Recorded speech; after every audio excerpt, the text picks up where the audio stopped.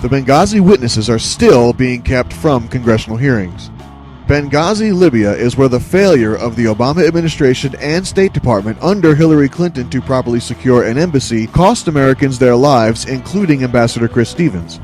A select committee headed up by Representative Trey Gowdy has been appointed to investigate Benghazi but has been stonewalled every step of the way. Most recently, witnesses to the events in Benghazi, some of which owe their very lives to the Navy SEALs who gave the ultimate sacrifice in defiance of stand-down orders, are once again being kept from the committee.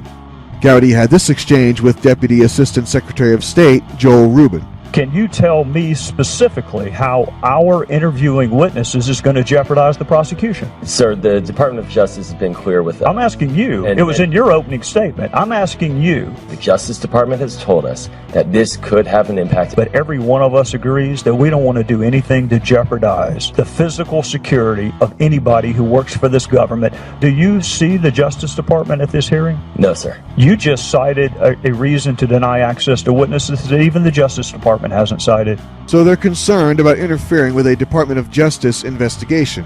It's good to know Eric Holder is on it. I'm sure he's digging deep. What's obvious to me is the DOJ is interfering with this committee's investigation. As Gowdy said, there's no reason to believe the investigation can't move forward while at the same time ensuring the safety of these witnesses. One thing's for sure, the corruption must go pretty high up for the administration to go through all of this trouble to prevent this committee from doing its work. Thanks for listening, and be sure to catch the weekly Ray Warner Show and subscribe on iTunes or at theraywarnershow.com.